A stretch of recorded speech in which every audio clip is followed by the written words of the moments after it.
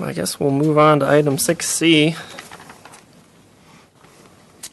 A lollygag so they can take a break and come back with a drought update and annual water supply management report, or just a drought update. Right? It's just, yes, this, the agenda that you got that's going to council, they have not seen the water supply management report. So that's what's going to them on Tuesday.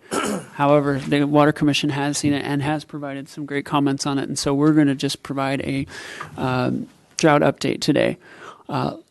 Lots of stuff to talk about. It has been a very eventful month since we've last met. So we'll be going over the drought status, demands, water supply status. We'll be talking about Gibraltar, Kachuma, imported water, how recent rains have and have not helped us, and then water supply strategy going forward. Touch on drought funding. We continue to seek out and try and bring in some funding to help offset some of these costs, and of course where we are with water conservation. I hesitate to get too far ahead without our commissioners, other commissioners here. But so rainfall for the water year. Darn, I updated this today. How come that's not in there? Anyway, I was looking at this morning. Gibraltar Reservoir is at 93% of normal. The Kachuma is at 8 inches. Now, again, this is as of the 17th. We do have updated totals. We got roughly about an inch from the event last night, and so these numbers will be going up. In general, Santa Barbara is looking really good. Downtown Santa Barbara, Gibraltar is not quite at normal. But we anticipate the storms over the next few days are actually going to turn that around.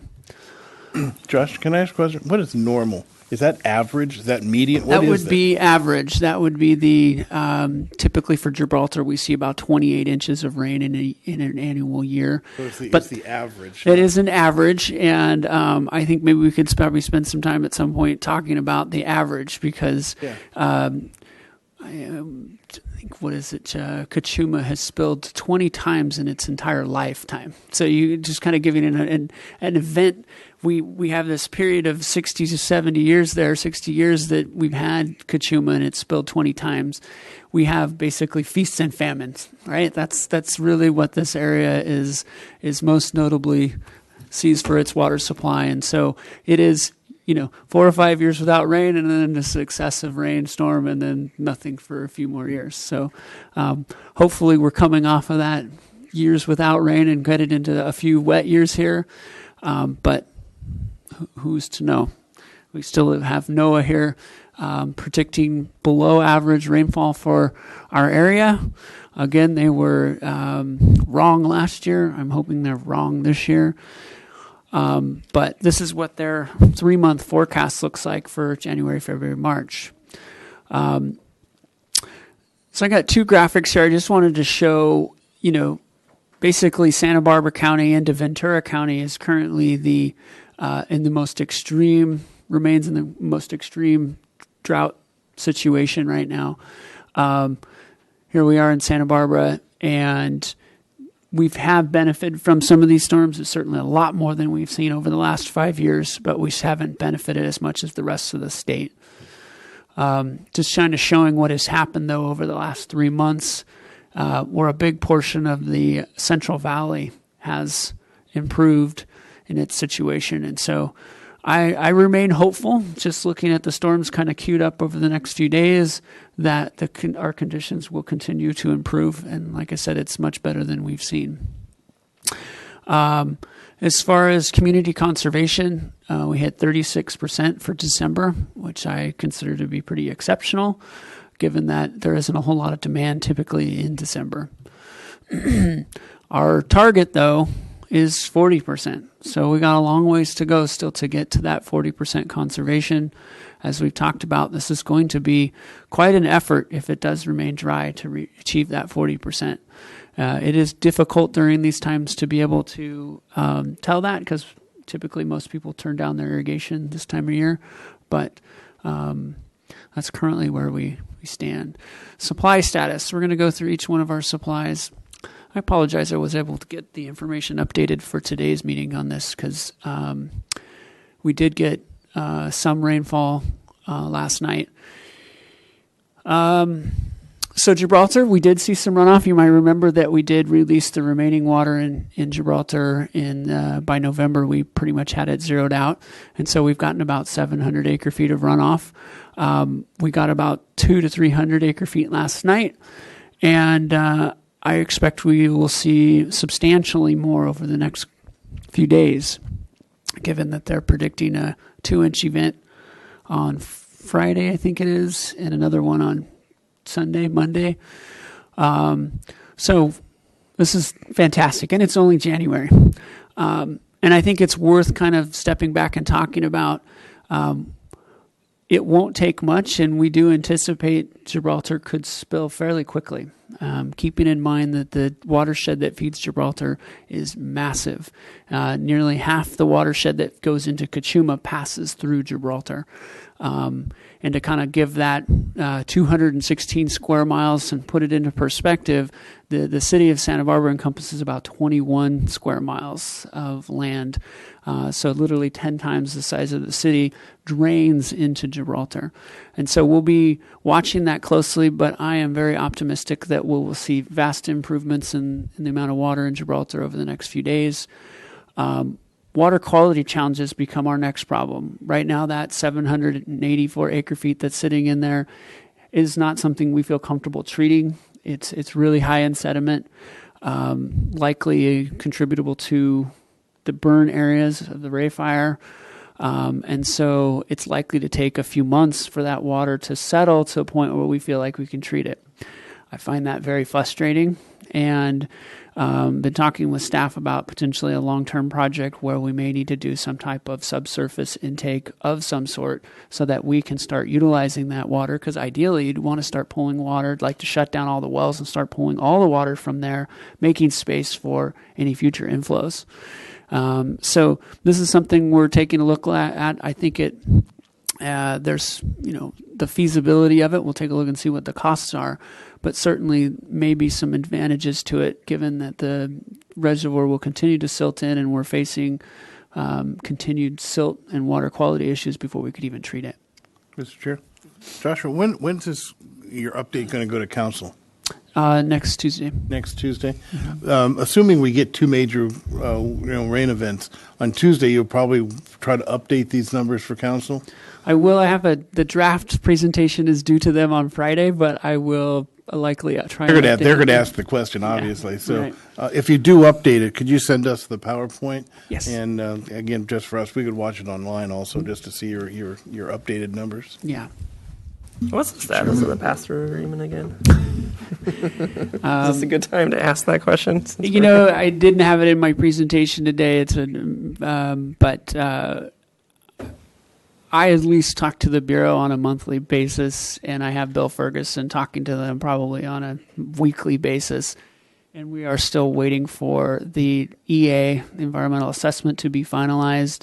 They had promised us they'd have it done by Thanksgiving, and they said they'd have it done by holidays, and then now we're still waiting on it.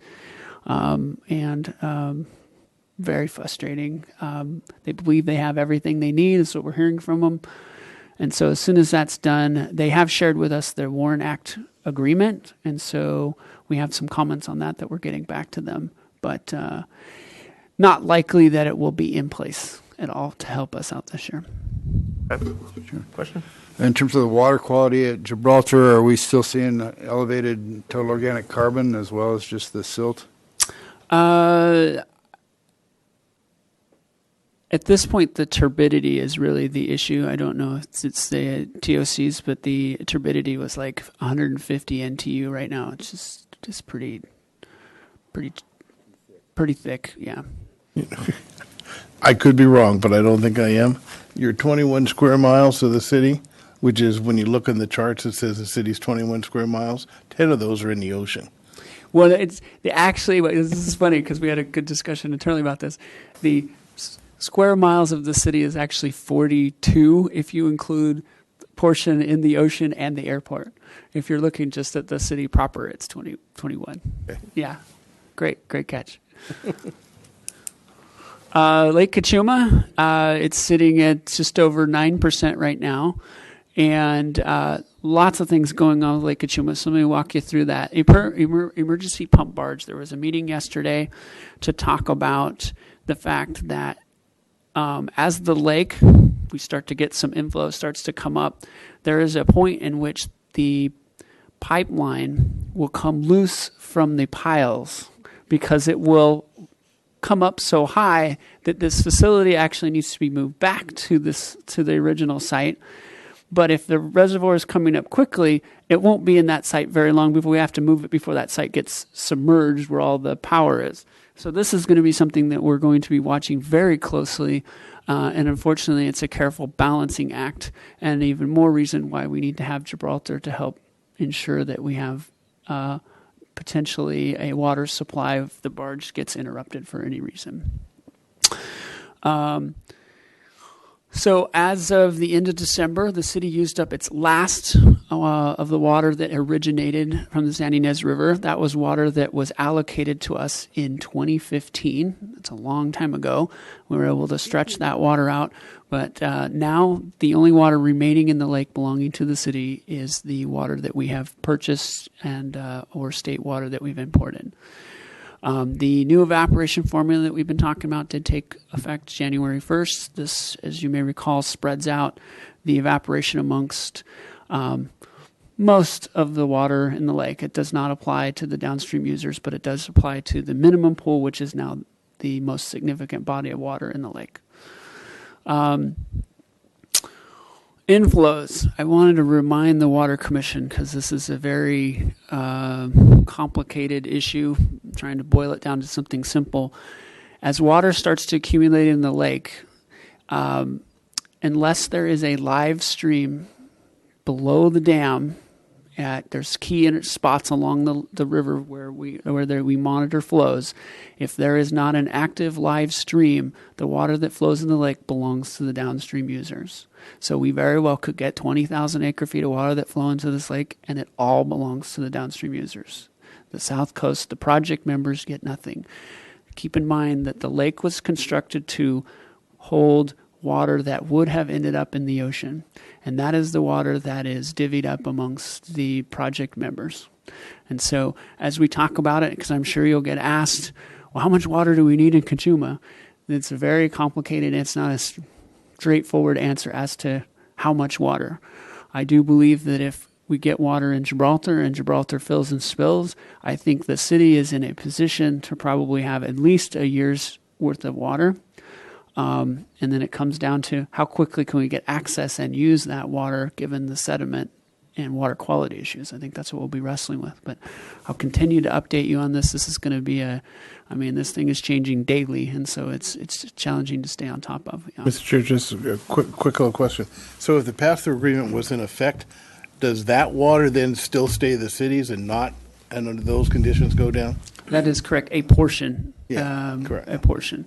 I think the maximum that we would get is about 3,000 acre-feet of water flowing in. But Gibraltar spilling would start that clock, yeah. So imported water. This has been a fun turn of events. The city has about 5,500 acre-feet of water sitting in San Luis right now that we had planned for delivery. Currently, the state water allocation is at 45%. And we anticipate it will go up given how much water they've gotten in northern and central California. But we have no reason to believe it'll go to 100%. I think there's been 1 year where we've gotten 100% in the last 18 years, 17 years. So we're not getting any indication from DWR that should be planning for 100% this year. In January, though, CCW notified all of its members that San Luis reservoir was projected to spill. The spill, I put in quotes because it's a paper spill. Basically, any water that is stored in the lake has secondary rights to that storage. Primary rights go to the current year's water allocation. And so what happens is any water in the lake gets converted over to current year allocation and reallocated to the state water project members. So what we are facing as early as February 1st, maybe the second or third week in February, is that the city's 5,500 acre feet of water could disappear. Certainly we understood that was always a risk, but I don't think we believe the reservoir could spill this quickly. And I'll kind of go into what's driving some of this with some of the rainfall. City's stored water can't be physically moved to Kachuma fast enough. We've been talking about those conveyance limitations for a while, and we've got that pipeline full and running to Kachuma now, but there's no way that there's about 30,000 acre feet of stored water through CCWA that's sitting in San Luis. The city has about 5,500 of that. So that water's at risk. And for there's a lot of obviously other California state contractors that have water there too that is also at risk. We just happen to still be in the worst drought situation still. Everyone else seems to have gotten some reprieve right now. So record rainfall in northern central California is what's driving this, and DWR has been able to run the pumps at full capacity. And so wanted to kind of show these graphics. This is the California DWR publishes these, and we've talked about this before. This is the 8-station index. So it's a basically 8 weather stations that they follow in Northern California, and it uses them to predict runoff. And here we are right here. This is currently the rainfall they've received at the index. This green line here is the wettest year on record, which occurred in 82 and 83 in Northern California. So as you can see, so far this rainfall we have gotten has outpaced any rainfall we've received in the past. And this is what is providing the opportunity for those pumps in the Delta to run at maximum capacity. And here's the other part. This is another index for the Central Coast. The Central California, San Joaquin area. This is interesting because one of the challenges in the past has been, Northern California gets a lot of water, but when they run the pumps at full capacity, it reverses the flow of the San Joaquin River. There is so much water right now coming into the San Joaquin River that concern is not there. And so that's enabling them to pump, I want to say I saw something around 14,000 acre feet a day is being able to be pumped into San Luis. And that's in addition to meeting all the other needs. And so folks like Metropolitan Water District are moving all of their stored water in San Luis into reservoirs they have down south. So trying to get that water out of there before it spills. But that's what's kind of set up this unique situation where we're facing, despite things improving, we're facing the potential of losing a valuable supply that we were counting on to meet our needs for this year. Options. I did share with the commission, and I went to council as well. CCWA is requesting that DWR take into consideration our water supply situation and potentially some type of, and not knowing the contract that well, what could they do to try and make the South Coast whole as it relates to our supply situation? I should keep, just for more information, the San Luis Reservoir is actually broken up. There are the feds for the Central Valley Project have capacity in there, and so does the state. The state is basically running out of their capacity, and so as part of the agreement, they're allowed to store some of their capacity in the feds' room in the reservoir. The problem is the feds are also in a similar situation where they believe they're going to spill as well, so we don't believe that it's capacity that will last very long. Groundwater banking, what's really popped up in the last week is, what can we do with our water to try and preserve it? If we are unsuccessful at getting any special accommodations from DWR, potentially banking our water. The best and only deal out there right now is the Irvine Ranch Groundwater Bank. It's in Kern County.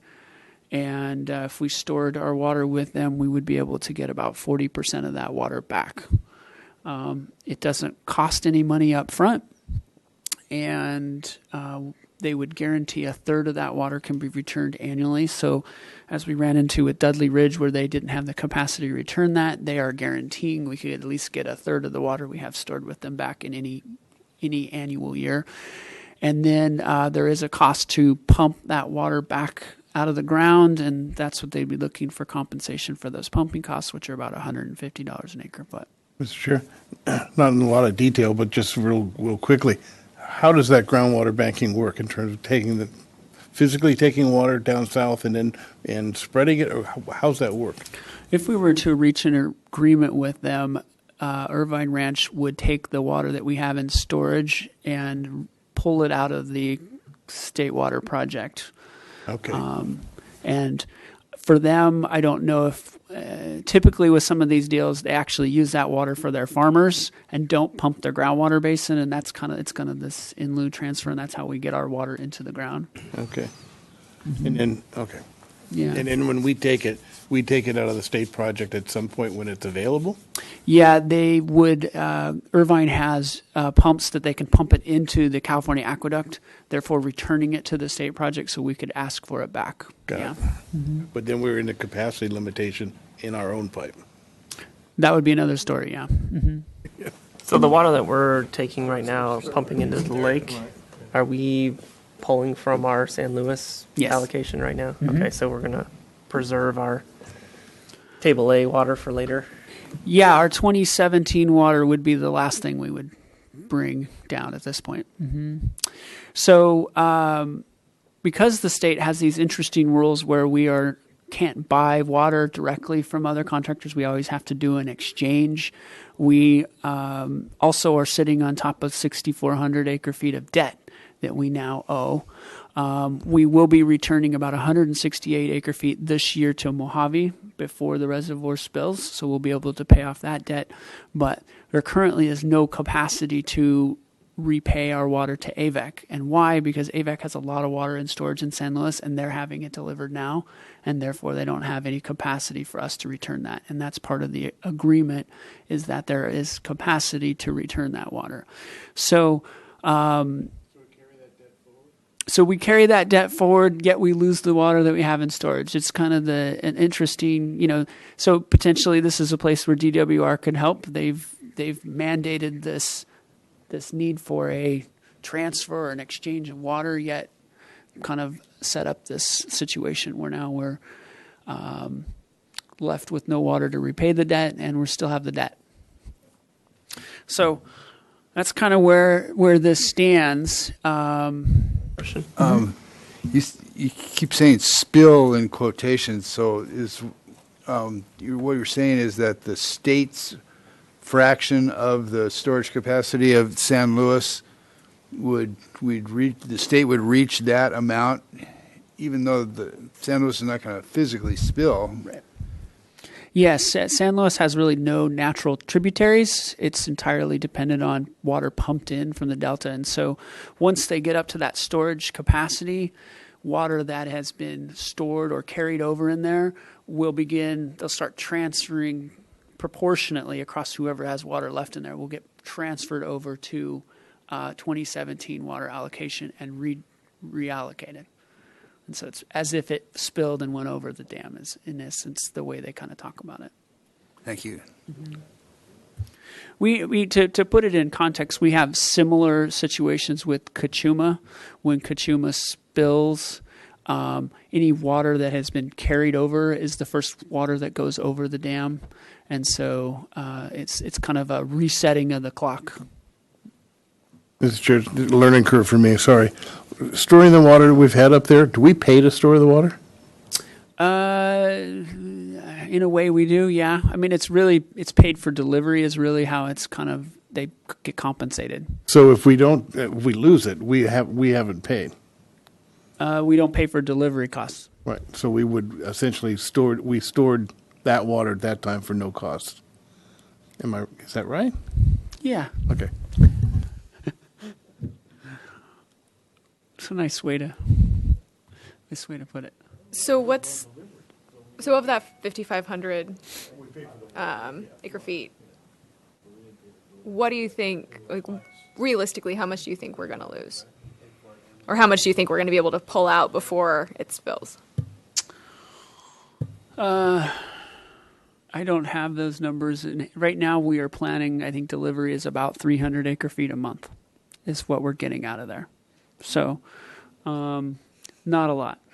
And so the other option that has just popped up is some type of arrangement with Metropolitan Water District. I think the thing comes down to how much money they want for this, but they have the capacity to take the water.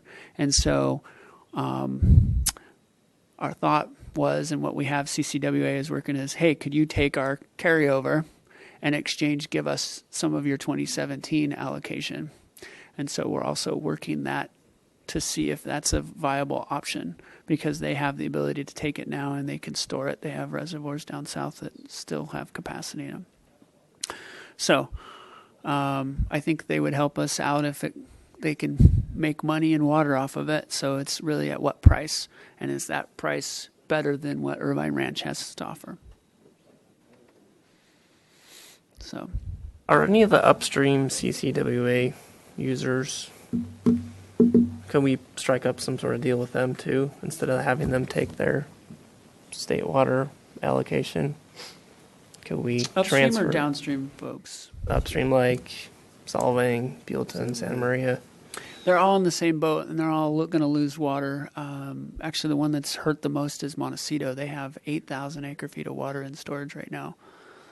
They were really hedging their bets on out into 2020, and so they have a lot of water in there. They're going to lose compared to what their annual demands are. So everybody's got water in San Luis? They do. Okay. They do. Yeah. Like I said, I think there's about 30,000 acre feet of CCWA carryover water stored in the lake right now. Okay. So, after that good news, move on to desal, and wanting to give an update. I did share with you the council report on this, but we did go to council to talk about an increase in the change order for the desal project. It brings the total project cost to about $70 million. It does resolve some cost and schedule issues that we've been in negotiations now for a while with IDE, and mainly around unforeseen issues. As we talked about at the council meeting, a lot of these challenges originated from poor documentation of what happened in the 90s, and a telltale sign for why good documentation is important. There were a lot of corners cut. There were a lot of modifications that were done during the last construction, and I can get my head around the modifications and why they had to do it. They were under the gun, and there was an emergency, and they had to get it up and running. And unfortunately, the record drawings that were done did not capture those changes, and unfortunately, that has led to a lot of these additional costs. So, with that, I just kind of wanted to walk through a current status update. So we're going to go through, everyone's familiar with where the desal plant physically is located, the chemical feed station where there's some ongoing work. I'll be talking about that. We're going to be talking about our two intakes out here, which we refer to as A and B, because right now it's looking like we'll be able to get one online and the other one will kind of lag behind. We currently only need one of them on to operate. The second one is a redundancy. And then the brine mixing box. And then not shown on this map is the Padre Pump Station, which is located by the Shot Center near the hospital. So, power distribution, oops, arrow got moved over. Power distribution, that's this facility right here. It is undergoing testing right now, but it is, for all intents and purposes, everything is in physically. These are the admin buildings and the control center. These are existing buildings that they were doing some tenant improvements on, and for the most part, they are near completion, I guess, of the tenant improvements. And right now, they're working on the control center for the most part. Media, the three treatment trains here are all in and awaiting seawater to start maturing the media. They are undergoing some of the testing with potable right now, just circulating potable water through there to test for leaks and confirm all the pumps and controlling works. Post-treatment, this is where the minerals are added back to the water to make it mimic more of the city's normal water supply, and also to make sure that we don't have any potential corrosion issues. That is waiting on seawater to be able to test that. And then we have the finished water distribution tanks and pump station, and that is, again, also waiting for seawater to come on shore so we can start to test that. The chemical feed station, this right here is the intake line. We have now pressure tested that and confirmed it should hold. And so now the electrical for the intake pumps, they have been pulling wire in and the control wire out to the pump stations offshore. And I believe they're supposed to wrap that up this week or next. Now that got delayed. And then the chemical additions, we have one of these tanks. There's some older tanks there too, but the tanks are mostly in, and now they're plumbing them. And these will be the additives that are added to the water to start prepping it for filtration. The marine work, they have set the new intake lids and screens, so those are on for both intake A and B, and they've installed most of the electrical and communications. It should be, I think, done this week. Remaining is installation of pump A, which should be going in this week, and stabilizing intake facility B. One of the undocumented challenges was during the last construction, they were supposed to put rock riprap around the base of these intake facilities so that we didn't have any issues with erosion. But under intake facility B, it wasn't apparent when we first went down there, but there was a big void underneath it. It's basically sitting on 2 points.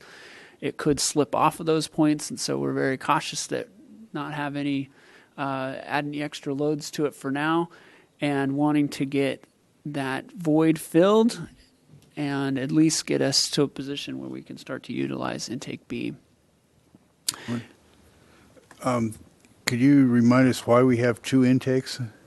The two intakes allow us to get up to the full design capacity of 10,000 acre feet. And for now, it's basically a redundancy. But if we were to run the plant at full capacity, we would need both of these without any redundancy.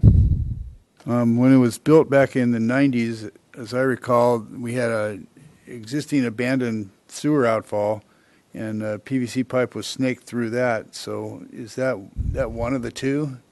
So yes, we're still using, it's an HDP pipe that was put through an old city sewer outfall, and at the end of that is where these two intake structures are that tie into it. So they both connect to that same pipeline? That's right. Okay, thank you. And then startup and testing right now is late January. When it starts up, that's when we start to bring seawater on shore, and then we can start to do a lot of the other process testing. Other work, Padre Pump Station, they're still testing the electrical there. They set the pumps, and they're working on some last distribution system improvements to make that pump station viable. El Estero outfall mixing box. This requires, we had to move where we sample El Estero's wastewater discharge so that we can still get samples of just city wastewater going out, and then there's going to be a commingled sampling station as well. And then a recent modification is we had to put in a larger air gap, because when you have your brine water mixing in there and your wastewater confluence coming together, the overflow box that would keep it from potentially going back to the desal plant isn't big enough to handle all the flows, and so the state has required us to modify that to allow for that. And then electrical, it is online. We have gotten El Acero, desal, and the chemical feed station all separated. That was a big move, because now we basically have them independently powered, and they have their own meters, so we know exactly how much power is going to each one of those facilities. So if there's any other questions on desal status, be happy to discuss those. Moving on to water sales agreement. Not a lot to report except to say that negotiations are still going on. We have a meeting with Montecito back today to continue to refine the draft terms of the agreement. We are working to wrap it up in the next couple weeks. And once we get it done, we'll be bringing it back to the elected boards, council, and the Montecito Water District for public discussion about those terms. So, water supply strategy. This was an interesting one. I was writing this up yesterday. I think we're on track for a positive improvement in our water supply situation. It's something I haven't seen in a long time, and I'm pleased to have at least some hope here. We still have 2 more months of potential rainfall this year. That's, where we are right now is where we were in March last year. We were so close last year, and then it just dried up. So I feel like we have 2 more months of potentially wet weather. Feeling much more confident about our local water supplies getting something. Unfortunately, it's premature because we do have, as I mentioned, some challenges. Water quality, when will we be able to use that water in Gibraltar is a big question. And then the runoff, as we talked about, when water goes into Cachuma, it may not necessarily end up in accounts that help the city. We're continuing to plan right now for continued drought and looking out in the future, but we will be revisiting this. We expect to make major modifications to it in March. I hate to make too many changes when the ball keeps changing so drastically, but we certainly believe in March we should have a good sense of where we're going to be headed for the next year. I don't think I need to go through that. Drought funding, just wanted to give a little status update on what we've been working on. Prop 1, as you recall, there was $96 million set aside for desal projects. They have still not, now it's approved by the voters in 2014, they have still not released any of that money, and we are still waiting on draft guidelines for that to come out. Based on what we initially saw, our project is not going to be eligible, and however, we've been working to try and get the attention of the director of DWR such that they could change the eligibility date, keeping in mind that the voters thought that they were doing something to help out this drought. We went forward in good faith with a project that truly brings on additional water for this community and for the state, in that sense, taking pressure off other water supplies. And we believe this money this project should be eligible for some of that grant funding. And right now, the maximum is about $5 million, which I think would be welcomed. There has been weekly meetings right now with the State Office of Emergency Services to try and get additional grant funding to help offset some of the drought costs. And they continue to work on developing regional projects that can be supported by everyone. And so it's a bit of negotiations. DSouth, certainly one of those projects in there. North County is looking for grant assistance with the suspended Table A. You may recall that we're not interested in that, but there were some substantial costs associated with going after that suspended Table A, and North County is interested in that. And I think if North County can get behind DSal, we can get behind supporting their Table A allocation, because it does increase the amount of water coming into CCWA. So, and then there are several other projects that are included in there. The permanent pipeline in Cachuma, so that we don't have to move the barge back and forth, basically putting that pipeline on the bottom of the lake. Federal funding, they just issued the Water Infrastructure Finance and Innovation Act. This was championed by Feinstein, and there is some money in there for desal, but it's not clear that our project would be eligible based on just the timing of this. But we are going to go ahead and submit for an intent or interest in this, in the funding. And then we have a state revolving fund loan, as we talked about today, pursuing funding for the conveyance pipeline, and then, of course, if we need it, desal expansion. And at this time, I'm going to turn it over to Ms. Warden.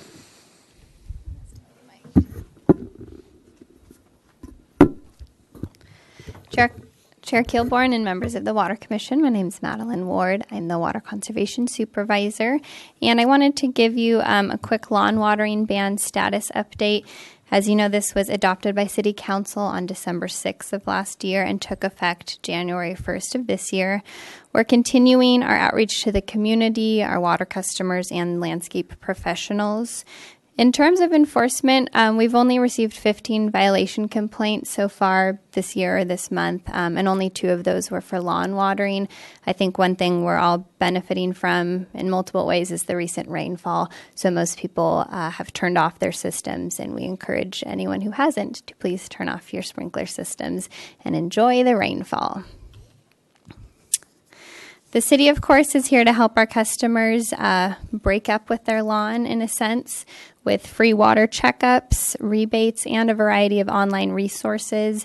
If you don't know where to start for a WaterWise landscape, we have a great WaterWise plant database with over 1,000 WaterWise plants, as well as virtual garden tours of beautiful local gardens, so you can sort of pick which plants you like best, get inspiration, create a plant list, etc. It's a great way to start. And we have a lot of great helpful how-to videos on irrigation, as well as our long-running GardenWise TV show that has many different episodes that cover lawn removal, design of WaterWise landscapes, rain gardens, recommended plant palettes, and more. Today, I'm also here to announce the recipient of the 2016 Water Hero Award. This award is given out every year, and it highlights individuals, businesses, and organizations that go above and beyond in their water conservation efforts and serve as an example of resource efficiency to our community. Some of the prior recipients include the Eucalyptus Hill Homeowners Association, Santa Barbara City College, the Santa Barbara Association of Realtors, the Tobes Group, and Dennis Allen. So the 2016 Water Hero Award, I'm pleased to announce, is the Santa Barbara Botanic Garden. 2016 was a big year for the garden. They celebrated their 90th anniversary, and they also opened a new conservation center, a new garden, the Island View Garden, and a redesigned garden, the WaterWise Home Garden. In 2010, they updated their mission to serve as a role model for sustainability, and over the past 6 years, they've incorporated many sustainability initiatives in the garden and with community partners. So the WaterWise Home Garden was redesigned in 2016, and it highlights a lot of beautiful, easy-to-grow native plants. One aspect of native plants that people are often concerned about is the maintenance of them. So there's a lot of great handouts and signage throughout the garden to help people better identify which are sort of the bomb-proof natives, as the garden likes to say, so those that are a little more adaptable to home landscapes. There's also a great rain garden, a rain collection tank, which you can see, right down here. And coming soon will be a great mulch display, an irrigation display, and a laundry to landscape gray water system. So it demonstrates multiple ways you can save water in your own backyard. Along with the Pritzlaff Conservation Center, the garden also unveiled a brand new garden last year called the Island View Garden. It was completed in 2016, and it highlights native plants from the Channel Islands, which include the 8 California Channel Islands and the 8 Baja Islands. It collects rainwater runoff from both the parking lot and the new building. It's channeled through these great bioswales. Let's see. You can sort of see them right here on the edge of the pathway. And then it's collected into 3 15,000-gallon tanks, which total 45,000 gallons of storage for irrigation. So it's a water-neutral garden. And I really like this quote from Dr. Steve Winhager, the executive director. It just really highlights that their gardens throughout the 70 acres of the whole botanic garden demonstrate both the beauty of the native plants and also that they can benefit the environment compared to a conventional landscape. So the garden has served as a role model for sustainable practices for 90 years, and especially in the past 6 years with their new mission statement. And for that, we congratulate them in receiving the 2016 Water Hero Award. And we're here for any questions you may have.